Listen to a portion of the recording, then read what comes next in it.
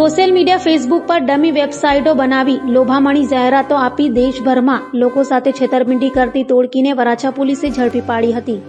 Facebook પર બાબો baby Khilona kids નામથી વેબસાઇટ શરૂ કરી મોંઘા રમકડા માત્ર 389માં વેચાણની જાહેરાત મૂકી ઓનલાઈન ટ્રાન્સફર મેળવી ડિલિવરી નહીં કરી વધુ રૂપિયા પડાવતી ટોળકીના 3 આરોપીઓ જેમાં નિખિલ હસમુખ સાવલિયા,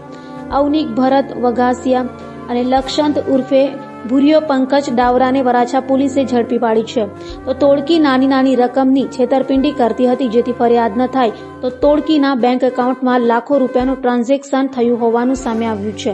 હાલ તો વરાછા પોલીસે આ ટોળકીથી છેતરાયેલા લોકોને પોલીસનો સંપર્ક કરવા જણાવ્યું છે। સુરત શહેરના વરાછા પોલીસ સ્ટેશન વિસ્તારમાં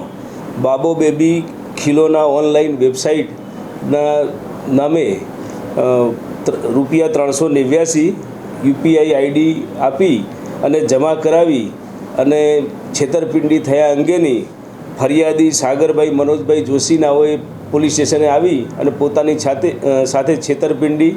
અને ઓનલાઈન ચીટિંગ થયાની ફરિયાદ આપતા વરાછા પોલીસ સ્ટેશનના પીઆઈ શ્રીએ ફરિયાદ નોંધી અને તાત્કાલિક આ ગુનાની તપાસ હાથ ધરતા આ ગુનાના કામે કુલ 3 ઈસમો ને પોલીસે કસ્ટડીમાં લીધા છે અને પૂછપરછ તપાસ ચાલુ છે। સમગ્ર ઘટનાની હકીકત જોતાં આરોપીઓએ બાબો બેબી ખિલોના ઓનલાઈન એ વેબસાઇટનું પેજ ફેસબુકના મીડિયમ ઉપર મૂકી અને કસ્ટમરને પોતે આ રીતે 389માં રમકડા બાળકોના રમકડા મળશે એ પ્રકારની જાહેરાત આધારે જે તે કસ્ટમરે પોતે ઓનલાઈન ₹389 આરોપીઓના ખાતામાં જમા કરાવતા આરોપીઓએ પોતે આ પ્રોડક્ટ જે રમકડા ટોયઝ છે એ નહીં આપી અને આ વેબસાઇટનો ઉપયોગ કરીને લોકો સાથે છેતરપિંડી કરવા અંગેની ફરિયાદના બાબતે પોલીસ સ્ટેશનમાં તપાસ હાથ ધરવામાં આવી છે। 3 આરોપીઓ પૈકી એક આરોપી જે મુખ્ય આ જેને વેબસાઇટની લિંક બનાવેલી એની પણ મેઇન આરોપીની ધરપકડ કરેલ છે, તેમજ ફેડરલ બેંક જોડે જે યુપીઆઈ આઈડી કનેક્ટ કરેલું એ આરોપીની પણ ધરપકડ કરવામાં આવેલી છે અને જરૂરી બેંક પાસેથી માહિતી માગી અને ખરેખર આ ગુનામાં કેટલા આરોપીઓની કેટલા કસ્ટમરોની સાથે છેતરપિંડી થયેલ છે તે બાબતે તપાસ ચાલુ છે। કુલ ₹13,83,597 આ એકાઉન્ટમાં જમા થયા છે, એટલે 389 પ્રમાણે ગણીએ તો 3,000 આજુબાજુ કસ્ટમરો જોડે ઓનલાઈન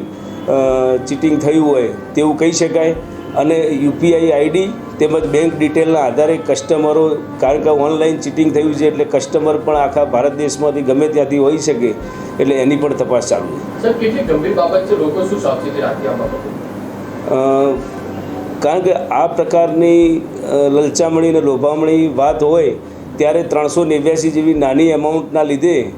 લોકો પોતે અને એની અંદર ઇઝીલી મની ટ્રાન્સફર કરી અને પ્રોડક્ટની વસ્તુ લેવા માટે પ્રેરાય છે, પરંતુ આ એક ગુનો નોંધવાથી અને આરોપીની ધરપકડ થવાથી લોકોમાં જાગૃતતા વધશે અને આ પ્રકારના ચીટિંગ કરનાર ઈસમો ઉપર પણ રોક લાગશે।